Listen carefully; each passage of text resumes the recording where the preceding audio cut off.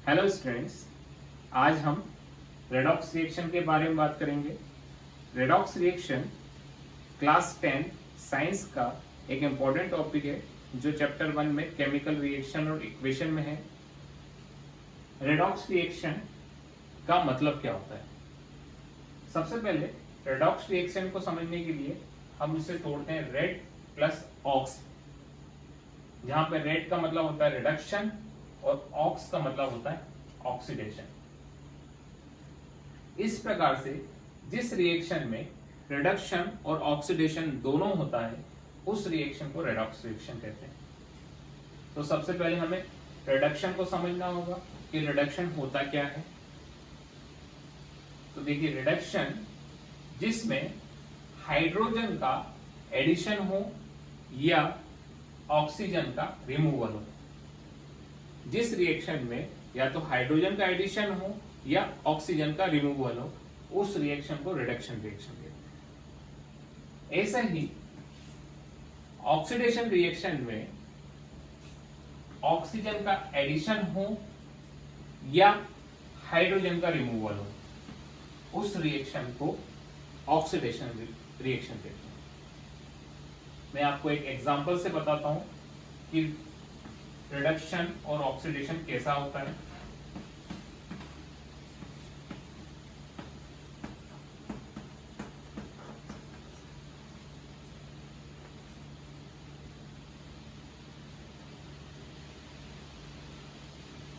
ZnO plus C will give Zn plus CO2।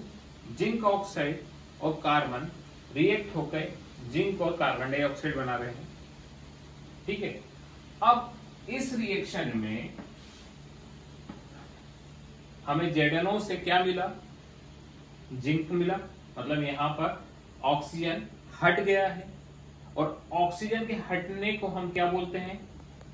Oxygen के हटने को हम क्या बोलते हैं? Reduction reaction. तो ये रिएक्शन कौन सी रिएक्शन हुई? Reduction reaction.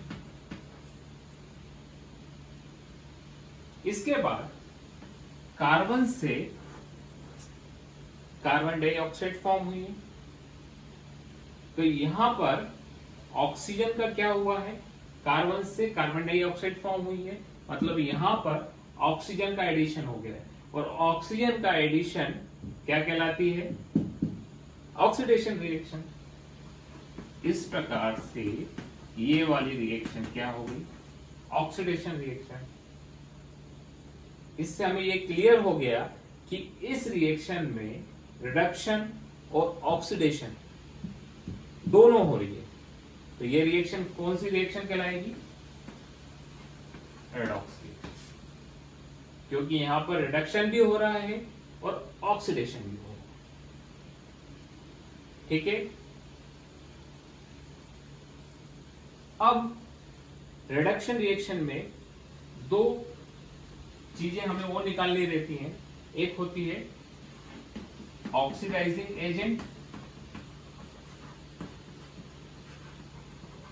और सेकंड होती है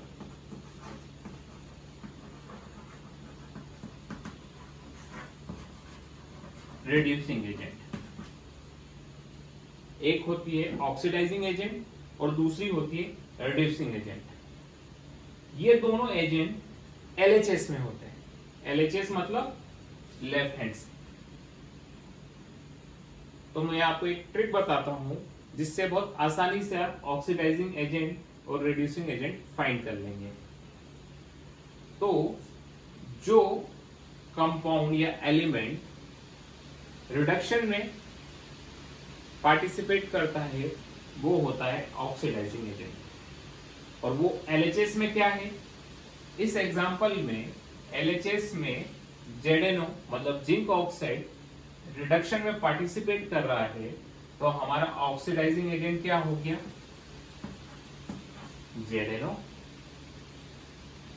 इसी प्रकार से LHS में ऑक्सीडेशन में पार्टिसिपेट क्या कर रहा है? कार्बन। तो हमारा रेड्यूसिंग एजेंट क्या हो गया? कार्बन।